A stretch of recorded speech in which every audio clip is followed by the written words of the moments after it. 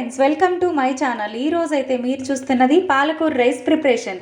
ముందుగా పాలకూర ఒక కట్టని నీట్గా వాష్ చేసి పెట్టుకొని కొంచెం నీళ్ళల్లో ఉడకపెట్టుకోవాలి.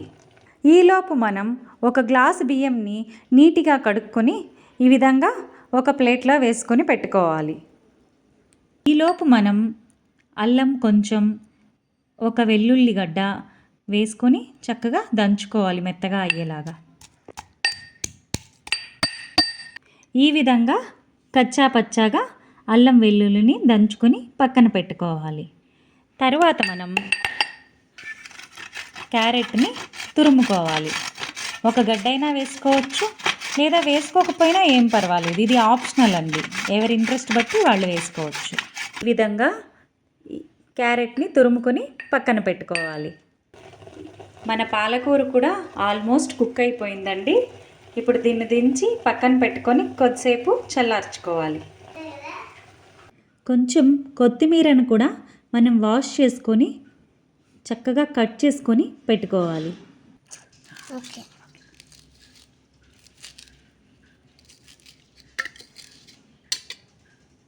పాలకూరని చల్లారడానికి ఒక పక్క పెట్టాం కదండి, అది ఇంకా చల్లారలేదు. ఇంకొక 2 minutes ఉంటే చల్లారిపోతుంది. తర్వాత ఇప్పుడు పాలకూర చాలా వరకు చల్లారిపోయిందండి.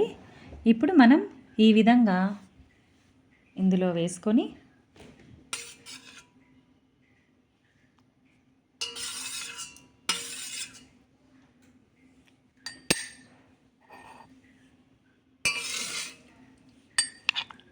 దంచుకోవాలి.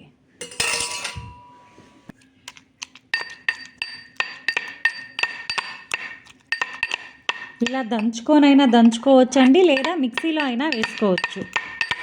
నేనైతే మిక్సీలో వేసుకొని నేను ఇలాగే దంచుకుంటాను. మనం కొంచెం హెల్త్ కాన్షియస్ ఎక్కువ అండి, సో నేను మిక్సీలో వేయను.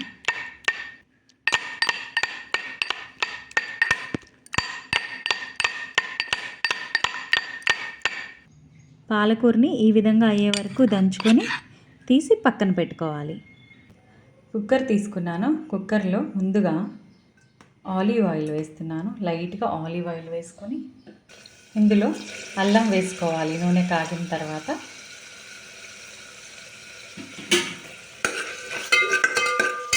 అల్లం వెల్లుల్లి పేస్ట్ అండి, ఇది ఇందాక దంచుకున్నాం కదా మనం, అది వేసుకున్నాం. ఇది ఇప్పుడు వేగిద్ది కదండి, ఇందులో కొంచెం కొత్తిమీర, కాస్త క్యారెట్ తురుము వేసుకోవాలి. వేసుకొని కొంచెం కలబెట్టుకోవాలి.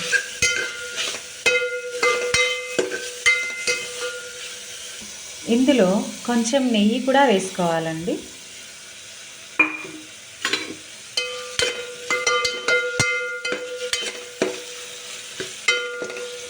కొంచెం మగ్గనిచ్చి తర్వాత ఒక పచ్చిమిర్చి కూడా వేసుకోవాలండి. పచ్చిమిర్చి అనేది కూడా ఎన్ని వేసుకోవాలనేది మీ ఇష్టం అండి. కారం ఎక్కువ తినే వాళ్ళైతే ఒక 3 అలా వేసుకోవచ్చండి. మా పిల్లలు పెద్దగా కారం తినరు, సో నేను ఒక్కటే వేశాను. ముందుగా దంచి పెట్టుకున్న పాలకూరను కూడా ఇందులో వేసుకోవాలండి. ఈ విధంగా వేసుకోవాలి.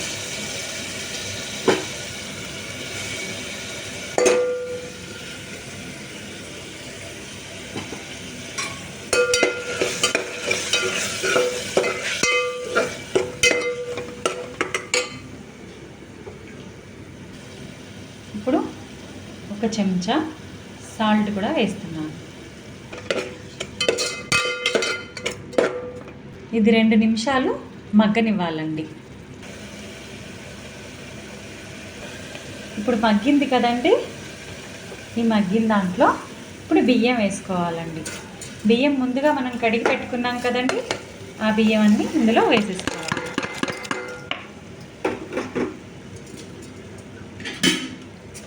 వేసుకొని ఈ విధంగా కలబెట్టుకోవాలి. కలబెట్టుకొని ఇప్పుడు కూడా ఒక 2 నిమిషాలు వదిలేయాలి.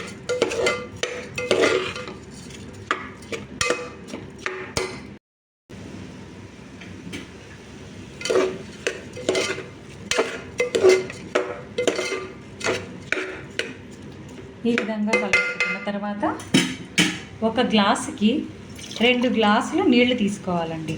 మనం 1 గ్లాస్ బియ్యం తీసుకున్నాం కాబట్టి నేను 2 గ్లాసులు నీళ్లు పోస్తున్నానండి.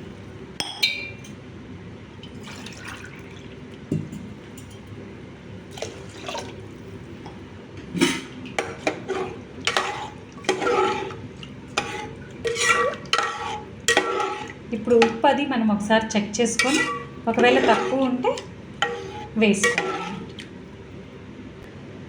కుక్కర్ మూత పెట్టేసేయాలి. 2 విజిల్స్ రానిచ్చిన తర్వాత మనం కుక్కర్ ఆఫ్ చేసుకోవాలి.